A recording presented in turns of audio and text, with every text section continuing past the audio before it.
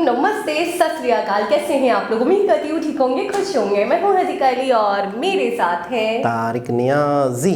अस्सलाम वालेकुम, नमस्ते, सत श्री अकाल। उम्मीद करता हूँ ठीक होंगे, खुश होंगे। दोस्तों, जहाँ रहें खुश रहें, माँ बाप का ख्याल करें, क्योंकि माँ बाप हैं तो सब कुछ है।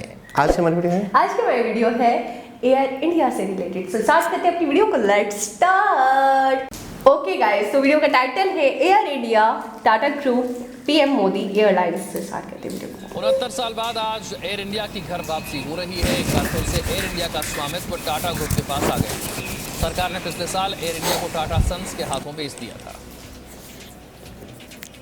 अच्छा वो प्रक्रिया खत्म हुई, मतलब है ना, वो प्रोसेस आ रहा है। विमानन कंपनी एयर इंडिया को टाटा ग्रुप को हैंडओवर करने की प्रक्रिया गुरुवार को आधिकारिक तौर पर पूरी हो गई। उन्होंने भी यही योजना, और आज से एयर इंडिया के विमान टाटा समूह का हिस्सा बनकर उड़ान भरेंगे। सरकार ने एयर इंडिया को पूरी तरह टाटा कंपनी के हवाले कर दिया है। अभी तक एयर इंडिया सरकारी एयरलाइंस थी, जिसे केंद्र सरकार ने पिछले साल अक्टूबर महीने में टाटा सन्स को बेच दिया था। गुरुवार को टाटा सन्स के चेयरमैन एन चंद्रशेखर ने प्रधानमंत्री से भी मुलाकात की और इसके बाद टाटा कंपनी के अधिकारी एयर इंडिया के मुख्यालय पहुंचे, जहां केंद्र सरकार के विनिवेश विभाग, नागरिक उड्डयन मंत्रालय और एयर इंडिया के अधिकारियों ने उन्हें औपचारिक रूप से एयर इंडिया का नया मालिक घोषित किया। जबरदस्त। वैसे एयर इंडिया की ये टाटा समूह में घर वापसी है।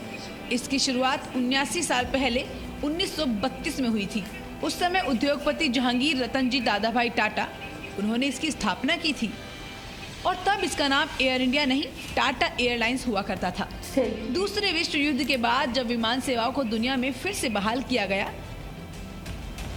तब 29 जुलाई 1946 को Tata airlines public limited company बन गई और उसका नाम बदलकर एयर इंडिया लिमिटेड रख दिया गया। और आज़ादी के बाद तत्कालीन भारत सरकार ने एयर इंडिया में 49% की हिस्सेदारी ली और फिर वर्ष 1953 में तत्कालीन सरकार ने इसका पूरी तरह से अधिग्रहण कर लिया। लेकिन 69 साल बाद आज एक बार फिर ये कंपनी टाटा समूह के पास चली गई है। एयर इंडिया में महात्मा गांधी से लेकर जवाहरलाल नेहरू और इंदिरा गांधी भी सफर कर चुकी हैं। इसके अलावा पूर्व प्रधानमंत्री राजीव गांधी ने 15 वर्ष बतौर पायलट एयर इंडिया में नौकरी की थी। अच्छा। और वो दिल्ली से जयपुर के बीच यात्री विमान उड़ाते थे। 15 साल। ब्यूरो रिपोर्ट, जी मीडिया। ओके। पिछले साल 8 अक्टूबर 2021 को रतन टाटा ने एयर इंडिया की बोली जीतने का ऐलान अपने ट्वीट के जरिए किया था, जिसके लिए टाटा ग्रुप ने 18,000 करोड़ रुपए की बोली लगाई थी। सरकार भी पिछले कई सालों से एयर इंडिया को बेचने की योजना बना रही थी, जो 2021 में पूरी हो पाई। महाराज की एक बार फिर से घर वापसी हो गई है। चौंकिए मत, महाराज एयर इंडिया जो अब टाटा समूह के हो चुके हैं। टाटा समूह के लिए ये बड़ा भावनात्मक मौका था, क्योंकि एयर इंडिया असल में टाटा की ही कंपनी थी, जो 69 साल बाद फिर से टाटा समूह के पास आ गई। इस कंपनी का 100% शेयर सरकार ने टाटा ग्रुप को बेच दिया, 100% टोटली। जिसके लिए सरकार को विपक्षी दलों ने क्या कुछ नहीं सुनाया। सरकारी कंपनियों के विनिवेश पर कोई भी फैसला हो तो कांग्रेस और लेफ्ट पार्टियों के नेता शोर मचाने लगते हैं कि मोदी सरकार देश की संपत्तियों को निजी हाथों में बेच रही है। टाटा कंपनी जब एयर इंडिया को चला रही थी तब एयर इंडिया फायदे में थी, लेकिन सरकार के नियंत्रण में जाते ही कंपनी घाटे में चली गई। और 21वीं सदी में जब पूरी दुनिया की एयरलाइंस कंपनियां सफलता की उड़ान भर रही थी, तब एयर इंडिया घाटे और कर्ज के दलदल में धंस चुकी थी। एयर इंडिया को बचाने के नाम पर 5 दशक में लगभग 1,10,000 करोड़ रुपए सरकार ने खर्च कर दिए, लेकिन इतना पैसा लगाने के बाद भी एयर इंडिया को कर्ज और घाटे के दलदल से बाहर नहीं निकाला जा सका। और वर्ष 2014 आते आते एयर इंडिया को बेचना भी मुश्किल हो गया, क्योंकि रोजाना लगभग 20 करोड़ का घाटा उठा रही कंपनी को खरीदने के लिए कोई भी तैयार नहीं था। इसलिए जब मोदी सरकार ने एयर इंडिया का विनिवेश 18,000 करोड़ रुपए में किया, तो इसे सरकार की बड़ी सफलता के तौर पर देखा गया।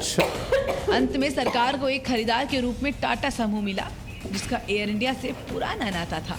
ब्यूरो रिपोर्ट, जी मीडिया। टाटा ग्रुप में शामिल होने के बाद आज से एयर इंडिया की उड़ानों में नई उद्घोषणा होगी। इसमें एयर इंडिया के पायलट क्या कहेंगे वो हम आपको बताते हैं। प्रिय यात्री, मैं आपका कैप्टन बोल रहा हूं। आज की इस ऐतिहासिक उड़ान में आपका स्वागत है। आज का दिन बहुत खास है। आज एयर इंडिया औपचारिक रूप से 7 दशक बाद फिर से टाटा ग्रुप का हिस्सा बन गई है। हम नई प्रतिबद्धता और जोश के साथ एयर इंडिया की इस फ्लाइट और हर फ्लाइट में आपकी सेवा करने को उत्सुक हैं। एयर इंडिया के भविष्य में आपका स्वागत है। आपकी यात्रा मंगलमय हो। जबरदस्त। Presenting B News app available on Google Play and जी जनाब, क्या बात है। अच्छा, ये हम वीडियो पहले भी देख चुके थे जिसमें हमें बताया गया था कि एयर इंडिया दोबारा से टाटा ग्रुप के पास जा रही है। अच्छा, मुझे आज इस वीडियो में बहुत ज़्यादा डिटेल पता चली, बहुत ज़्यादा, और अंदर की बातें पता चली। यूँ समझ लें 1800 अंदर की बातें। हाँ हाँ, हिस्ट्री बोले। नहीं हिस्ट्री नहीं, 1800 करोड़ का डेली का लॉस। 1800 करोड़ में तो बेचा है। 18 करोड़ का 1800 करोड़ में बेचा है। 1800 करोड़ में ख़रीदा है टाटा जी ने, और 18 करोड़ का डेली लॉस हो रहा है। यानी यूँ समझ लें कि बेचना मुश्किल हो गया था। खसारे में थी ना। अच्छा, आप एक बात बताइए, कंपनी अगर खसारे में, कौन खरीदेगा? तो फिर ये तो एयर इंडिया थी। अच्छा, अब टाटा जी ने, टाटा ग्रुप ने अब इसको प्रॉपर तरीके से जेब से लगाना है, इसको उठाना है, सबसे बड़ी बात, मेहनत से। अच्छा, एक और चीज़ है, खसारा का है, क्या आता है, क्या होता है खसारा? डूबना किसी चीज़, नहीं, नाकाम हो जाना। वो कहाँ पैसे जा रहे होते हैं? वो जा रहे होते हैं सैलरियों पे, मेंटेनेंस पे, सारी चीज़ों पे, और वो चीज़ वो उतना कमा नहीं रही होती। अच्छा, वो चीज़ें ख़त्म भी नहीं कर सकते। मिसाल के तौर पे आप बंदे निकाल दोगे सारे तो चलेगा ही नहीं मामला। बंदे भी निकाल नहीं सकते, सैलरियाँ भी जानी है, मेंटेनेंस भी होनी है, जहाज़ों को सेट भी करना है, और बहुत सारा बड़ा स्टाफ भी होता है, एयरपोर्ट्स हैं, सारी चीज़ें हैं।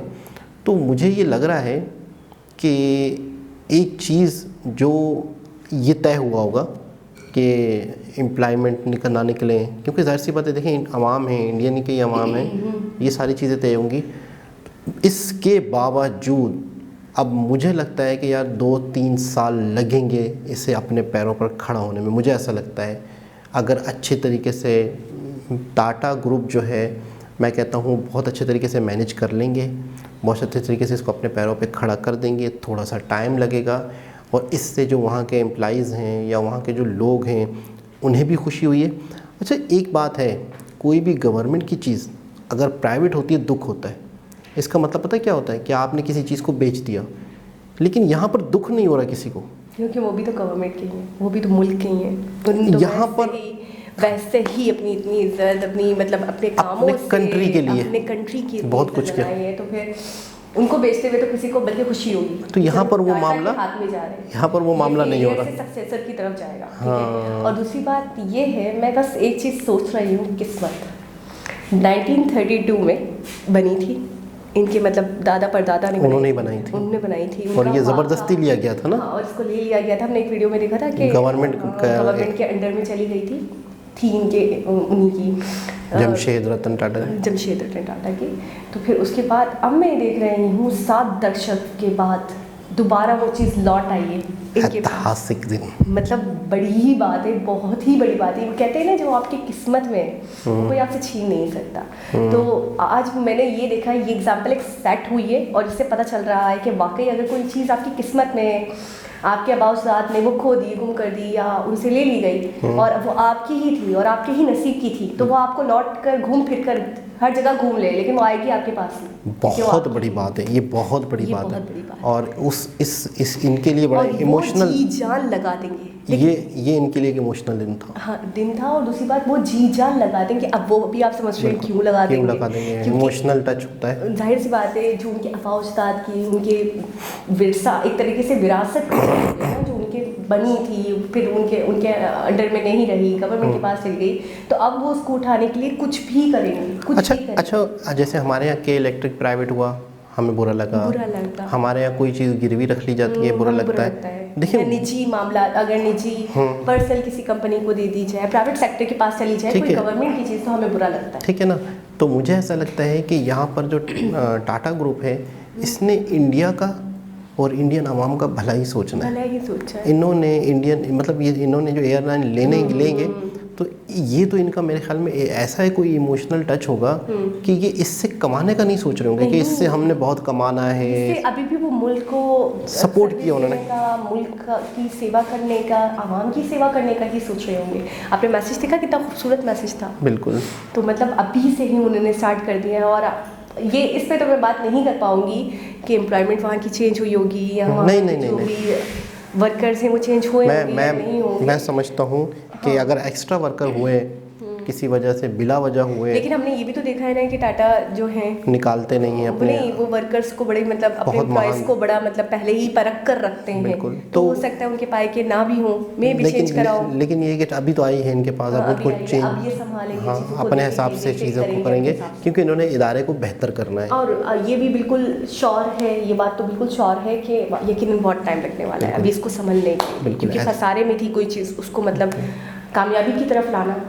अक्सर मैंने देखा है गवर्नमेंट के जो डिपार्ट्स होते हैं वहाँ चेक एंड बैलेंस सही नहीं होता। एक इदारा आपको कमा के दे सकता है अगर आप चेक एंड बैलेंस सही रखें और उसको सिस्टम से एक तरह से चलाएं। प्राइवेट चीज़ें इसीलिए कामयाब हो जाती हैं कि वो लोग स्टिक तरीके से चलते हैं। तो अब मेरे ख्याल में शायद बेहतर हो जाएगा और ये सबके लिए बेहतर है कि एक ऐसा सूरत हाल कि एक गवर्नमेंट चीज़ प्राइवेट होते हुए बेहतर लग रहा है। ये बढ़िया, प्राइवेट नहीं लगेगी, बेहतर लग रहा है। मैं हैरान हूँ इस बात को लेके। ये उनकी गुडविल, उनकी जो एक अपने कंट्री के साथ मोहब्बत, एक उनकी रैपो बिल्कुल। अच्छा, इस पे भी अपोजिशन तनकीद कर रही है, वो तो करने दे, अपोजिशन का तो काम ही है तनकीद करना। तो आपको सियासत में होना चाहिए, आप अपोजिशन की बातें नहीं सुनेंगे। मैडम अपोजिशन ये कोई करने दो, उनका काम है। अपोजिशन तनकीद नहीं करेंगे तो फिर क्या करेंगे आप बताएं, मक्खियाँ मारेंगे। तो आवाम को मैडम क्या जवाब दें? मीडिया वाले शोर कर रहे हैं, ये आपका पीए बोल रहा है। मैडम आप पीए बन जाइएगा जब पॉलिटिक्स में। मैडम पीए पर क्या, मैडम पीए पर क्या, मैडम पीए पर क्या, मीडिया को क्या जवाब दूं? बताएं ना आप, मीडिया को क्या जवाब दूं? शोर कर रहे हैं लोग। टाटा को अगर हमने बेची है तो मीडिया को जवाब देने की ज़रूरत ही नहीं है। मीडिया खुद इतना पसंद करते हैं उनको, यकीन करें बस। ठीक है, तो मेरे ख्याल में आप इंडिया में होते तो मोदी जी की पीए होती, उनको सजेशन दे रहे होते, ऐसे करें ऐसे होती। आप मेरे पीए बन जाइए। आप बताएं, आपको एक्सेप्ट है? और आप मोदी जी की पीए का पीए। खैर दोस्तों, मजाक अपनी जगह, लेकिन बहुत अच्छी खबर जो हमने पहले भी सुनी थी, आज उसको फाइनल लॉक लगा दिया गया। प्रोसेसिंग वगैरह कंप्लीट हो गई होगी। बिल्कुल। तो दोस्तों दोबारा किसी और के साथ आपसे मुलाकात होगी, जब तक के लिए अल्लाह हाफ़िज़।